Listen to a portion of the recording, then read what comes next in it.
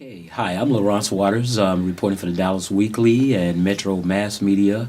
I'm here with two great filmmakers. I really feel privileged.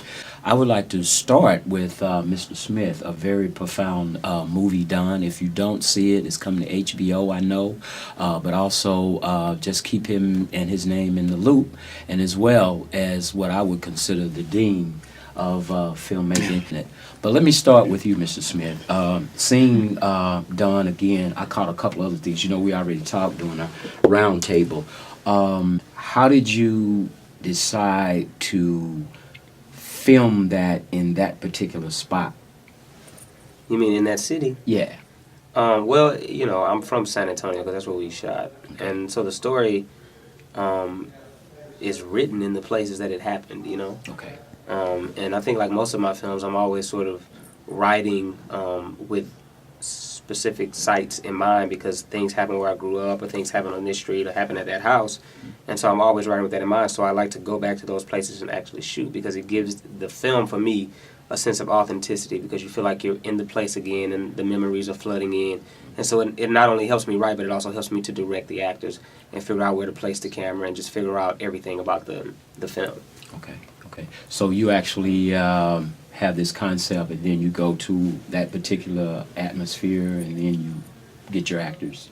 Yeah, I mean, location for me, I mean, for any filmmaker, I mean, location says a lot about the people. It says a lot about the situation. It says a lot about what's going on with the people psychologically and mentally at the moment. And so I think it's very important to pick locales that mean something to me as an artist because ultimately I can then transfer that energy to the performers, the DP, and everybody else that's working on the film. Okay. Very intense, too. We talked about this before. Your lovely wife, who's the star of Dawn, and you wrote together. And I'm going to bring this up again. How did you guys able to mash?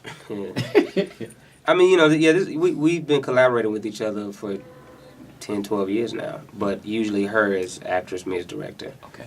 But I think this time I wanted her to help me write this because some of these things are very personal.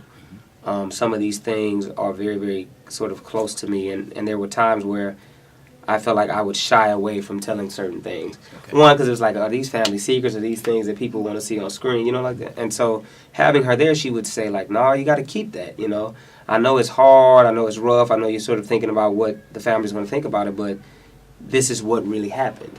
And I think having her there as a collaborator really helped me to just open up and just tell the story the way that it needed to be told. Okay. Yeah. Mr. B, Yes, how are you doing? I'm good, thank you. Good, good, good. I'm very excited to see what's going to be going tomorrow. What's going on with you today? Well, I'm here, and I've been invited to come to the festival here, which I'm enjoying very much. I've seen his film, I've seen it before, and I appreciate it even more now, particularly when I learned a great deal more about the history of the film. Okay. And I can sort of understand why I sort of relate to the film. It's a personal film, and I start off by making personal films. Films about people I knew and grew up with. And I try to tell their stories. And so we share a lot of the same concerns, basically. But what I'm doing now, I was in Algeria for a whole year working on a film. Okay.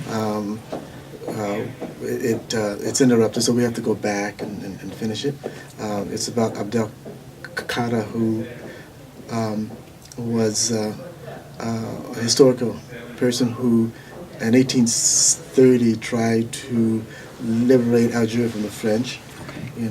And so it's an epic story. And I'm also trying to get financing for a film on this story about George Staney, who was a 14-year-old kid who was executed in the South, 1944.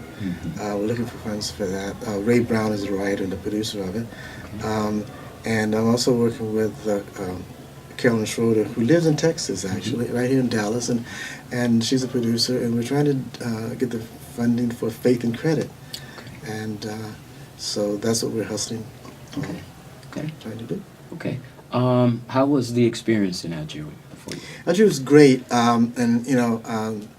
the French and the Algerians have a strange relationship, and the French go to Morocco or to Tunisia because when they got kicked out, they had this really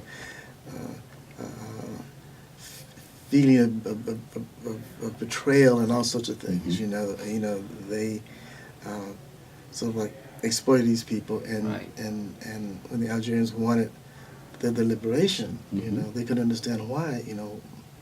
Why would they want to kick us out and things like that? But anyway, but there's always this fear when you're in France. They always ask you, aren't you afraid to be in Algeria? And I said no. And I mean, there is this terror scare and things like that people hear about, but you feel safer there than you do here. Oh, okay. You don't hear about drive-by shootings. You don't hear about police shooting you like you hear this ongoing rash or epidemic of young black men being shot and things like that. Right. It's a very open, and you feel, I mean, people greet you by, and with a hug and a kiss and all that sort of thing there, and you can't go anywhere where you go in the crowd, everyone shakes your hand and says hello, Mm-hmm. And so you feel very comfortable there. I mean, the traffic, if you think the traffic here is bad, wait till you experience it there in Algeria. It's just, I mean, this is such a pleasure, but there it has its advantages, but, in a sense that people they don't get road rage habits like they do, or antics, Right. So I mean, even though the traffic stops and it's very difficult, some of the streets are narrow and things like that, but it's a great place to be. Okay. I've traveled abroad. Yeah, I found that a lot of the West, we get confused until we actually go. It's like neighborhoods and that type of thing. This is kind of a question for both of you guys. I'm not a tech person. What is your favorite cameras to use, or is there such a thing? That's a good question. I mean, I shot with Panavision a lot. Okay. And I shot with Sony. I haven't shot with the Lexus or with the Red, Mm-hmm. But I think it really depends on a number of economical factors. One,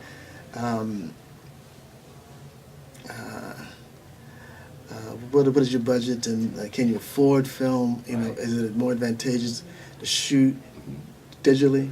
And the different aesthetics between the two. And it's also a matter of which one you grew up with, I can do both. Mhm. I'm satisfied with both. I prefer film if I could, Mhm. can. But, it depends on the circumstances. If you get, this iPhone, if it takes that to do it, I'll do it. Get the job done. I mean, look what it's done. It's exposed a lot of police brutality and things like that. It's good for documentary things, So I tell you what, always have something like a small iPhone or camera. Yeah. And keep it document. charged, right? You have to keep it going. You have to keep it going. Yeah. Okay. Because, I mean, that could be your only witness. Yeah. Oh yeah. So, Oh yeah. Okay. Mr. Smith, I know you do something a bit different, but I still see from, when initially I gotten enlightened about you, how you were behind the camera and you had your crew and this, that, and the other. And this is twofolded. Too, once you see it, how do you know what you want to edit? That may seem like a stupid question, I don't know. But when you go into the editing and in the film process, how do you know exactly what you're going to cut? And do you think that's going to be the part that the masses get or not? Is that hard for you guys to do? I have to be honest. I can't think about for me, like when I'm editing, I can't think about like what the masses are going to get. I'm gonna be honest. Okay, I have to just good. tell the story Yeah. that I want to tell. Okay. And so what I'm looking at first and foremost is performance. To be honest with you, Okay. I think that's key for me. Okay. If the performance is solid, if there's some kind of error in like clothing or something, I'll still use that as long as the audience doesn't catch it. Okay. I mean, there are moments in Dawn where like there's a cigarette up, a cigarette down, a cigarette right. Yeah. But the performance is there, so I'm looking at that first. Okay. Because I think that's the thing that we as an audience really get attached to. Okay. Yeah. And then there's all these other things, like this is one of the films that the first films that I didn't edit because usually I edit my own work. But I had another editor here, and I think the thing that, for me, when I sat down with him, I just told him, look, there are several things that I want the audience to feel. One, I want them to really feel this woman's isolation from everyone else. I really want them to feel this woman's sort of pain and her desire also to sort of do better, and then really seeing her spirit like literally ripped out of her. And so as he was looking at the footage, he was again looking at performance pieces that told that particular story, and putting those together for me. And then I would sit down with him, and then we would sort of go through. Okay. Yeah. Okay. Mr. B? Well, I think you have to when you start writing, be aware of the themes and nuances and symbols and the acting and things like that. You anticipate a lot of things because you sort of, at least I do, I try to see it in my head. I sort of visualize the whole film. And I also have to be aware of the audience. I mean, for example, this film we're trying to do about this young man who was executed. It's a difficult film to tell because, audience don't want to sit and watch a film that's going to be very difficult. Right. And so there is no happy ending. Okay. Yeah. But you need to tell the story. Yeah. But how do you tell it where people are going to sit and tell their friends to come see it? Because I remember 12 Years of Slavery. Right. And the comments were, I don't want to go see the film because I don't want to see that.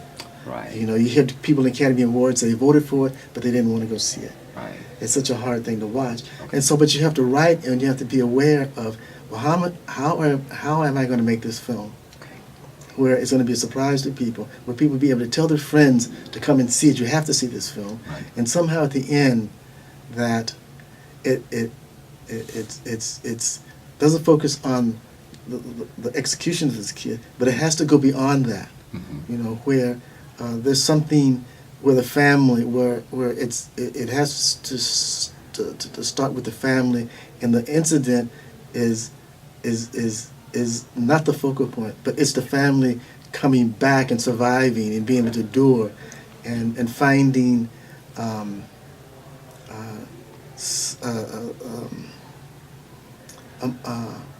some sort of end climactic moment where the family sort of dominates and survives this thing somehow or another. And I think people can watch that, Right. And see that if we see them survive. Yeah. Yeah. Or something. Yeah. Yeah. Well, great.